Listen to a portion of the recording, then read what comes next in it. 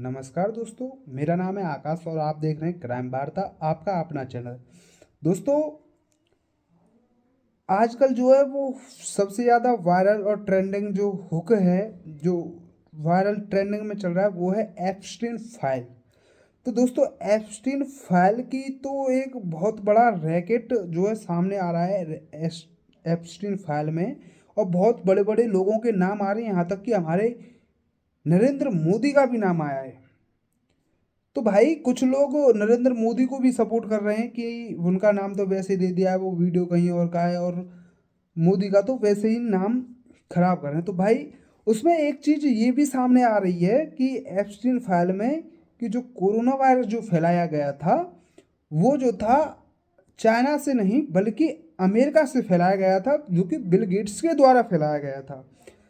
दोस्तों, ऐसा बताया जा रहा है।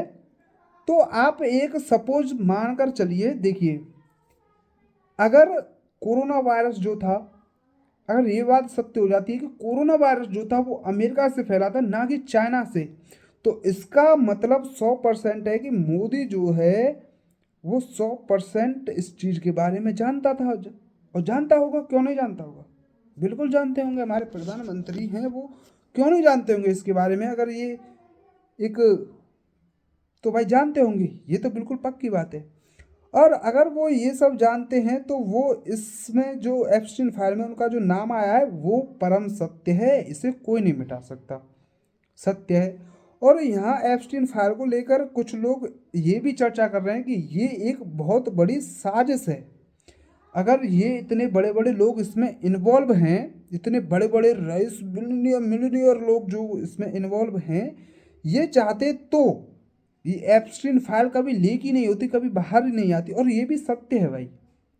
अब पता नहीं, ये साजिश भी हो सकती है, कुछ भी होता है, लेकिन जैसे जैसे इस एप्स्टीन फाइल का जो खुलासा जो हो रहा है उसके हिसाब से हम आगे कुछ अलग टॉपिक पे बात करने वाला हूँ मैं। कि दोस्तों, पिछले कुछ समय यानी कि जब से मोदी राज चला है, जब से बच्चियों महिलाओं पे इतने सारे रेप हत्याकांड हो रहे थे, इतने रेप हत्याकांड हो रहे हैं कि हर दिन पता नहीं कितने रेप केसेस आ रहे थे। और दोस्तों, जो हम और आप जो केसेस देखते हैं ना, वो 1,000 में से एक केस होता है जो हमारी आंखों के सामने आता है। 1,000 में से एक केस सिर्फ वो हमारी आंखों के सामने आता है।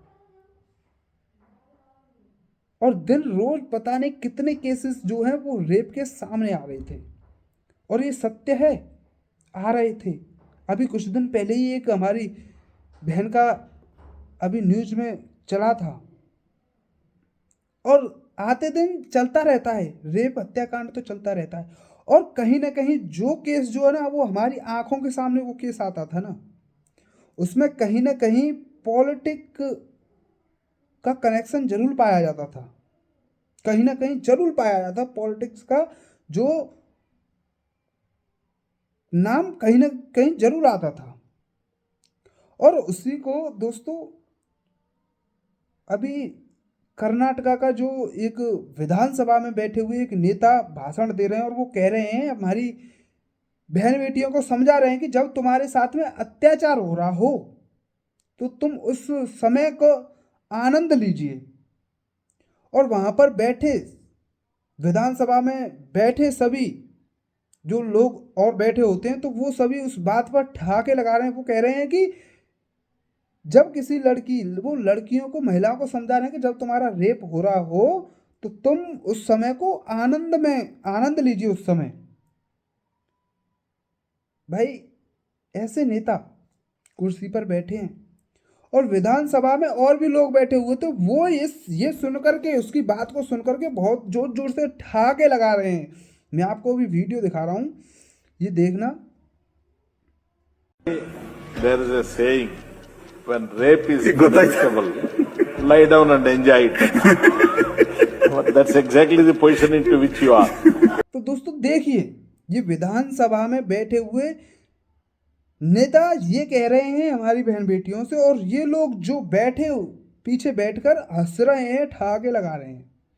तो सबसे पहले तो ये, ठीक है, अब आप ये भी देखना कि जब कोई रेप केस हमारे सामने आता था तो उसमें या तो सबसे पहली बात तो मैं कहूँ कि कोई भी जो क्रिमिनल था, जो ये क्राइम करता था, या तो वो पकड़ा नहीं जाता था। 99.99% तो क्रिमिनल पकड़ा ही नहीं जाता था, और एक आध जो गलती से पकड़ लिया जाता था, एक आध जो गलती से भी पकड़ लेते थे, तो उसे बेल पर, परेल पर बाहर निकाल दिया जाता था, उसे कोई सजा नहीं मिलती थी। मैं ये ऐसे ही नहीं कह रहा हूं, बेशक मैं आपको साथ ही साथ न्यूज़ नहीं प्रोवाइड कर पा रहा हूं, लेकिन ये एक हकीकत है। मैं इस चीज़ से रूबरू हूं।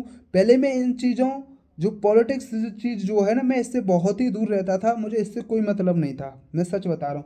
लेकिन सबसे पहली बार मैंने सिर्फ और सिर्फ इस चीज़ को मनीषा हत्याकांड से शुरुआत की थी, इस चीज़ को देखने की। मेरा सारा फोकस उस पर था, लेकिन उसमें भी अंत में क्या हुआ? क्लोज, कुछ भी नहीं हुआ। तो भाई, या तो जो रेपिस्ट होते थे वो पकड़े नहीं जाते थे, और अगर कोई गलती से पकड़ लिया जाता था तो उसे या तो बेल पर और परेल पर बाहर निकाल दिया जाता था, उसे कोई सजा नहीं मिलती थी। अब आप ही खुद सोचिए इस बात को कि जो इंसान 14-14, 15-15, 16-16 साल की, 18 साल की बच्चियों के साथ में ये काम करता हो, और ये सारा सिस्टम, ये रैकेट चलाते हो, एक सारा सिस्टम, ऐसे ऐसे लोग जो कि मैं कहूं कि उनके इशारों पर हमारा देश चल रहा है, तो मैं गलत नहीं हूं। ऐसे बिलियनियर लोग जो होते हैं, उनके पास ऐसे सिस्टम उन्होंने बनाए हुए ऐसे सिस्टम है उनके पास, कि उनके सिस्टमों से जो है हमारी दुनिया सॉरी, ये हमारा देश चल रहा है। ऐसे लोग अगर ऐसा रैकेट चलाते हैं, अगर उस रैकेट, वो प्रॉपर उसी रैकेट को चलाते हैं, अगर उसमें से कोई लोग यहाँ नीचे, कोई वो रेप कर रहा है कोई बच्चियों का, वो इधर कर रहे हैं और वो इधर कर रहा है, और सजा कौन देगा? उस जो हमारी आंखों के सामने जो केस आ रहे हैं, उन्हें सजा कौन देगा? वही तो देगा ना। तो भाई एक बात बताओ, जो उस रैकेट को चला रहा है तो वो तो उसी का आदमी हुआ, तो वो उसे सजा कैसे दे सकता है? आज पता चला, जब एप्स्टीन फाइल का खुलासा हुआ, जब ये पता चला कि ये जो रेपिस्ट होते थे, इन्हें सजा क्यों नहीं मिलती थी, क्यों रेप केसों को दबा दिया जाता था, क्यों इन्हें इन बच्चियों को, इन बेटियों को, इन बहनों को क्यों इंसाफ नहीं मिलता था? जब जो लोग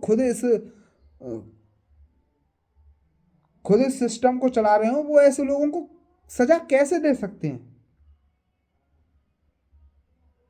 तो भाई एप्स्टीन फाइल में नाम भी बड़े बड़े, काम भी बहुत, भाई घिनौने, इतने घिनौने काम, इतने घिनौने।